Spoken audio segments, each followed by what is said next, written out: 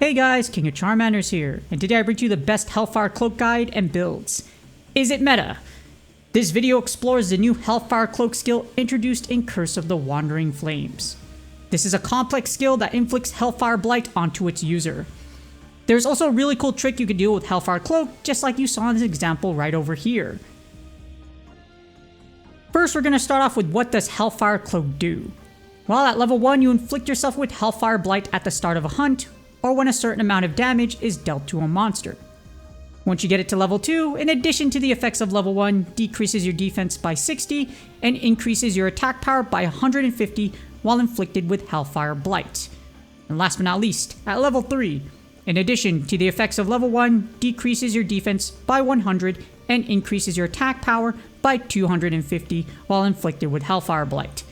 Level 3 is the highest you can go, so don't worry about having to get to level 5. But what's the gear that gets you to level 3 Hellfire Cloak? Well, here it is. You can get Hellfire Cloak from the Magnamalo helmet and the Magnamalo coil. It is an exclusive little trick thingy from Monster Hunter Rise, so of course the flagship monster from Monster Hunter Rise would be the one to provide this gear.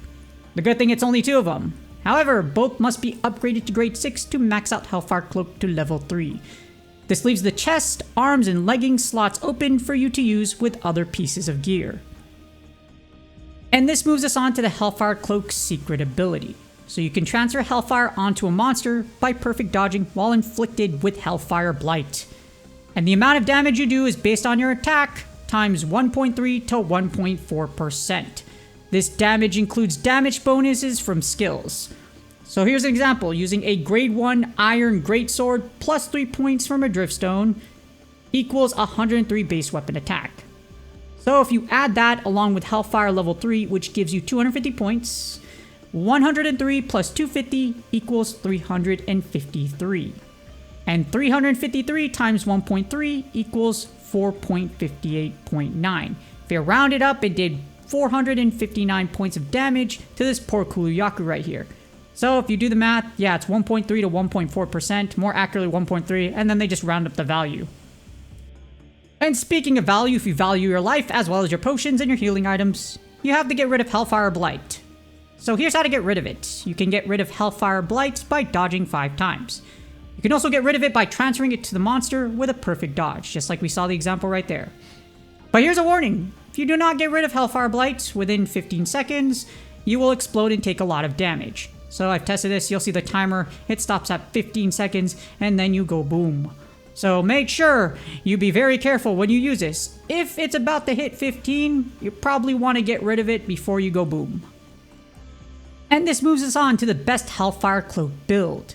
So this build uses the Bubbly Dance / Resuscitate level 3 mechanic. I know, everyone's like, wait, King of Charmanders, don't you hate that thing? Well, if it makes sense, it makes sense. So here's the thing, Hellfireblight will activate Resuscitate's attack bonus, thanks to that. And the movement from Bubbly Dance will allow you to get in close to transfer Hellfireblight using perfect dodging. We're trying not to explode here. So thanks to that movement, if a monster's trying to run away from you like Black Diablos, you can go ahead, get close to it, proc the perfect dodge, and you need to do this as quickly as possible or within 15 seconds so that you don't hurt yourself. To use this build, you need the Magnamalo helmet at grade 6, the Mizutsune mail at grade 6, the Mizutsune Vambraces at grade 6, the Magnamalo coil at grade 6, and the Mizutsune Greaves at grade 6. However, it's important to note that this build does not use lock-on. Well, you're probably not going to lock on too stringently anyways because you want to pay more attention to the fact that you might blow up rather than you're locking on to the right monster part. And now we take a look at Hellfire Cloak level 3 versus Burst level 5. So Burst level 5 has been the meta, so let's do some math. I hate math, but here we go. Overall, Hellfire Cloak level 3 will lose to Burst level 5 in the long run. Let's take, for example, the Mr. Beast Sword and Shield at grade 10.5, which has a base raw attack of 2218. So for Burst level 5, 2218 times 0.30, which is the 30% boost you get at level 5, equals 665.4. You add this to 22.18, and you get 2883. Now, if you do Hellfire Cloak level 3, along with Resuscitate level 3, you get 22.18 plus 250, which is the Hellfire Cloak's bonus, times by 0.20, which is Resuscitate's bonus. And that equals 493.6. 2218 plus 493.6 equals 2711.6. So as we see here, burst level 5 is the winner without having to do all the extra steps to keep that damage value consistent. Yes, you could transfer and make the monster go boom, but if we're just looking at it from a damage value, it's totally not going to beat out burst level 5 in the long run. However, this begs the question, is Hellfire Cloak worth it? Well, it's a fun gimmick to play around and can do a ton of damage. The thing is though, it's inconsistent and requires a great understanding of monster patterns. If you don't know monster patterns, you're not going to be able to perfect dodge, and if you don't know that, you're not going to be able to transfer and do the maximum damage you can with this build. And again, if you fail to transfer the Hellfire in 15 seconds, you will take damage or be forced to remove it by dodging. This removes your damage bonus from Hellfire Cloak. So you're going to get the damage bonus, but you're going to actually try to get rid of it because you want to transfer it, and it's just a very weird and inconsistent gimmick.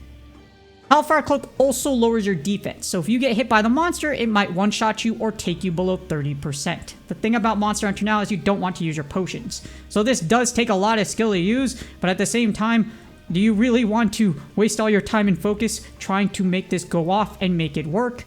Not really worth it.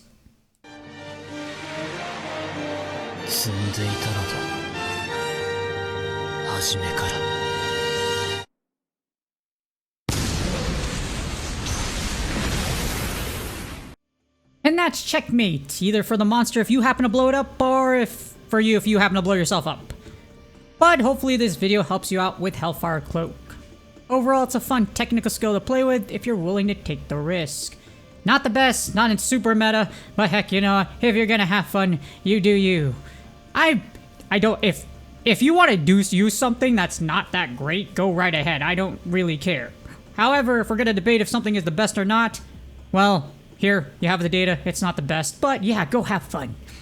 Please do me a huge favor, like, subscribe, and comment for the YouTube algorithm. Good luck on your grinds, good luck on your drops, and I'll see y'all on the next video.